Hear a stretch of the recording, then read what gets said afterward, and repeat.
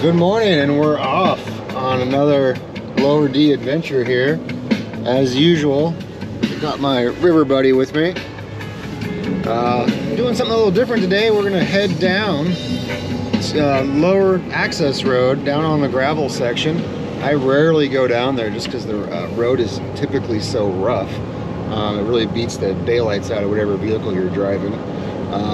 But on a side note, on kind of an irritating side note, I was pulled over again for a license check.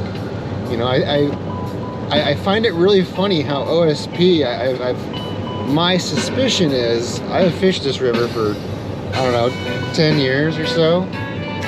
And maybe in 10 years, maybe got stopped once, twice. And in 2024, I have got stopped 3 times for a license check, which is, it's getting borderline ridiculous. And I think the reason for it is previously I used to drive a pretty nice truck down there because I was commuting for some work, coming over fishing, you know, so I was driving my nicer vehicle. You know, I live in town, I own the hardware store, Mapa Country Store Hardware, which we do have a great fishing department, so if you stop in town, check it out. But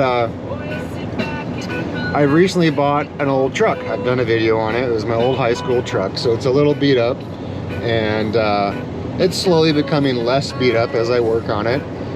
But I think it's the truck. I think it's the old beat up truck. They're driving by saying, oh, that guy has an old beat up truck, he must be breaking the law, and he's coming down and they're checking me. And if I get stopped a 4th time, I am gonna file a complaint with OSP.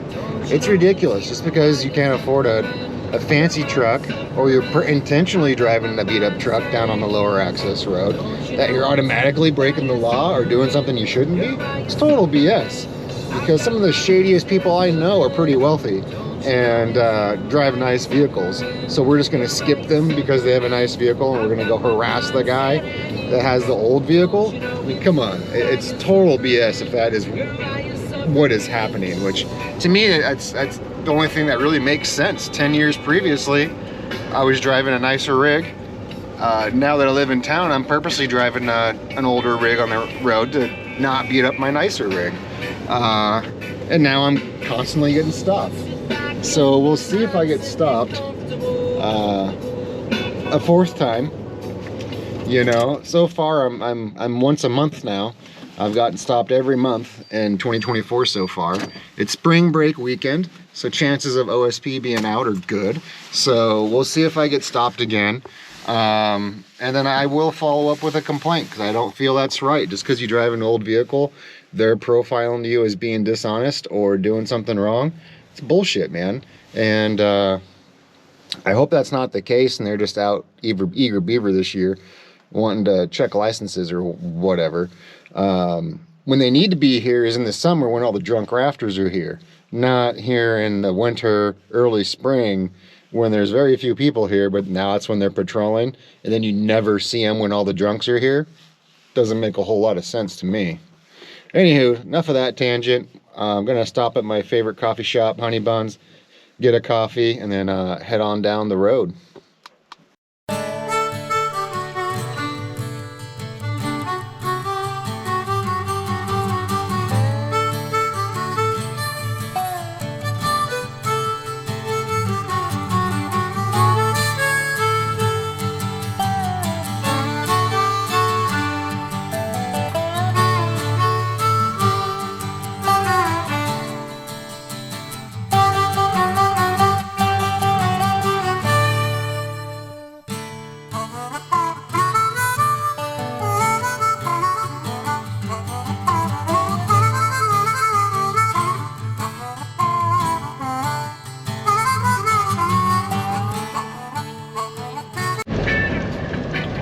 We're just getting close to the little area I wanted to fish today. It's downriver below Shears Falls. It's a couple 100 yards below Pine Tree Boat Launch.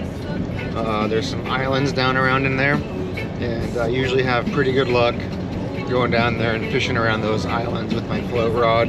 It's also a spot a guy can take a fly rod to and find success, especially in the summer.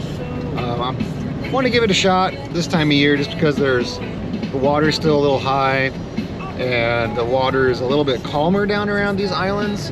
And so I'm thinking maybe trout pod has moved in to that calmer water around those islands, and then they can feed off the little seams and what with the water breaking around the islands. So as I get closer, I'll give you a shot of where we're going to be fishing at. But again, it's on the lower access road below Pine Tree Boat Launch.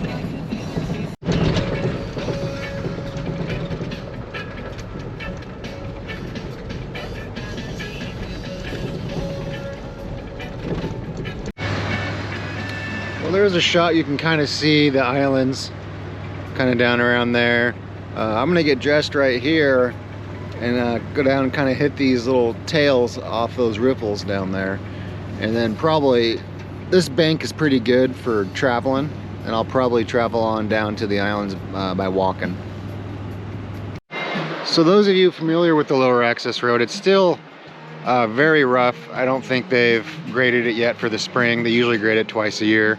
I had to go pretty slow to get down here to Pine Tree. But a quick tip I do recommend people doing is checking your tire pressure. One way to soften it up a little bit is to lower your pressure a little bit in your tires. So right now mine are reading at 30. They're a 31-inch mud terrain. So I'm gonna drop them down about 5 pounds and see if that helps to about 30 on each tire, and hopefully it softens it a little bit, because it's pretty rough. So we'll see. I'm gonna go ahead and get that done real quick, and then I'm gonna get geared up and I'm gonna head down. There's a couple little spots that look pretty good. I think we should be able to find something this morning. All right, the rod I'm starting out with today is my daily driver pin rod. It's the Helix from Raven. Really can't say enough about this rod for the price point. It's an awesome rod. There's one of my little junk guys I'm starting out with. Pink bead, kind of a translucent green body with some purple and brown flash. Doesn't really have a name. And then the second fly is a black on black Copper John. So that's what I'm gonna start with today. We'll see how the fishies like that today.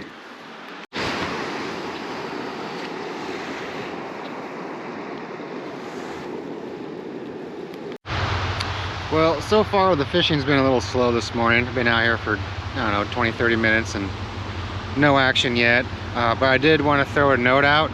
You know, we're rolling into spring. That is the time of year that the ticks are going to come out, you know, in full force, as well as rattlesnakes. You know, Maupin is in rattlesnake country. You know, it's rare to run into them, but you know, I have ran into them down along the river, and it's always that one you don't see is the one to get you. So just if you're coming here in spring, summer, just be aware of that. You know, watch where you step. When you get into thick brush near the river, really watch where you're going to step. You definitely don't want to step on one, but just a nice little reminder. But you know, spring is tick season, especially if you have a dog. Make sure your dog's got some kind of a flea and tick medication on it, and just definitely check yourself after you've been down along the river in the spring, especially in Maupin. And happy fishing while you're here. All right, first fish of the day. He's gone airborne once already. Bring him in. He ain't too big, but he's very feisty. All right. Oh, beautiful fish. The color is just superb. Get him up here. Oh, there we go. Very pretty fish. No black spot to speak of. That's great. All right, and he decided to eat my little BS pattern on the bottom. Right there. Awesome. We broke the first fish funk.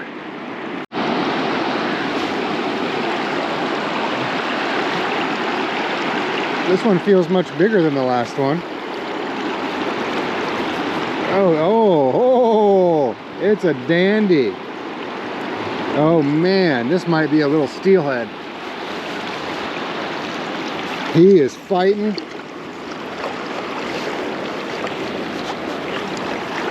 Get them over in this softer water. Try to get them out of that current.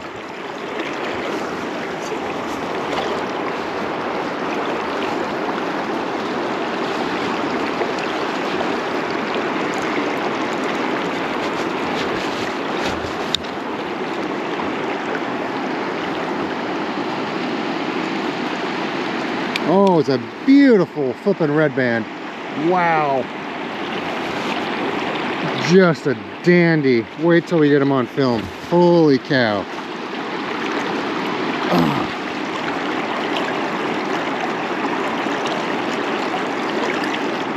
Oh yeah. Look at that. Beautiful fish. Healthy as can be. Let's get him back in the water. Yeah. Beautiful red band.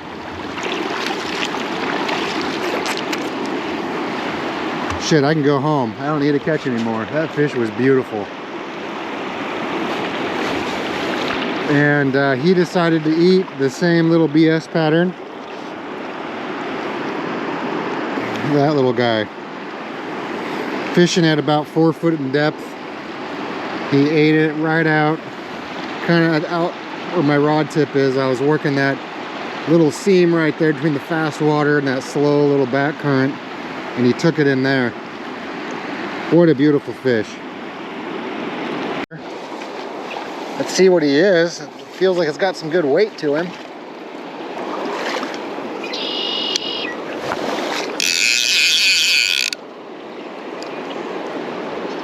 Oh, nice whitefish. Oh.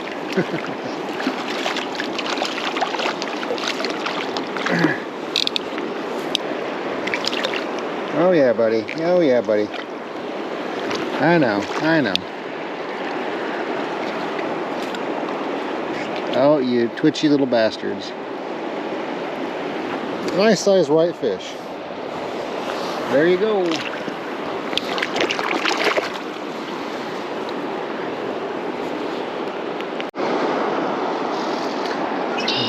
Alright, well that whitefish, I kind of changed it up, went to something different. The whitefish decided to eat this peacock stone,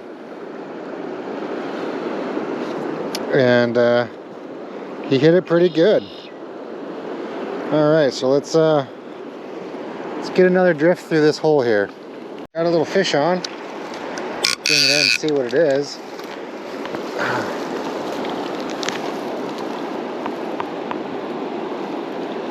It is another whitefish. Oh, yeah, buddy. Let me get you off. Bam. Wow. Awesome. See if I can't get down here and rinse my hands off without going for a face pump.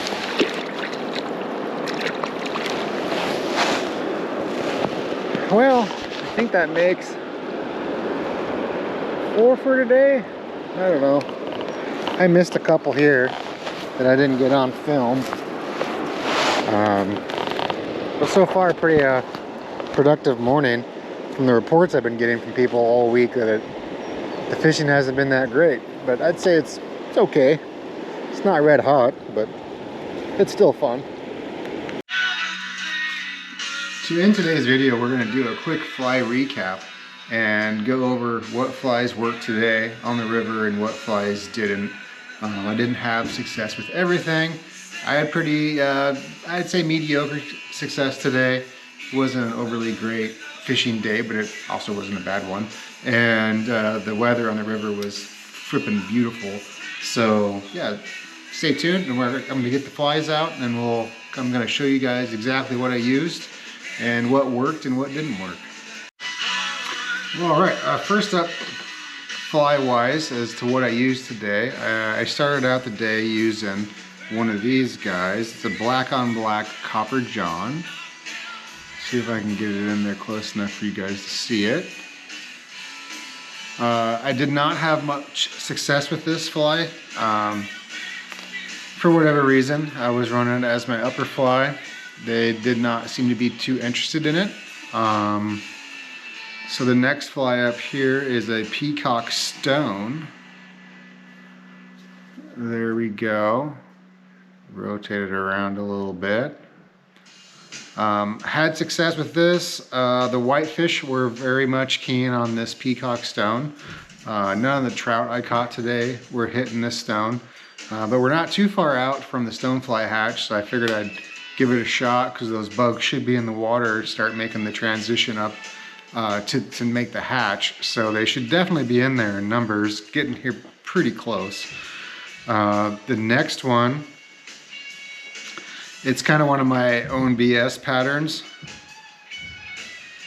Big pink bead with a little flash and then a translucent body. I've coined these my micro egg patterns.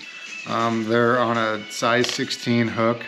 I think that's a 4.3 bead, tungsten bead, so they sink very well. I had success with it today. A whitefish ate it. None of the trout ate it. But I usually do very well with these.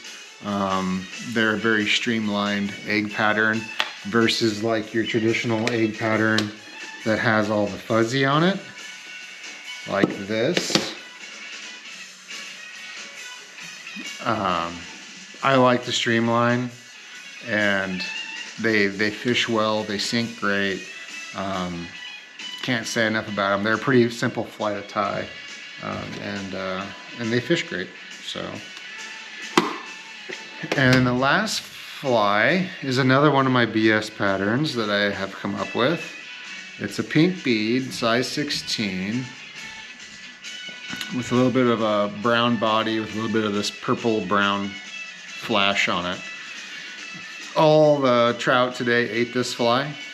It wasn't this exact fly, it was one that was super similar. I lost the fly today that they were keying on a snag, but this is a very similar one.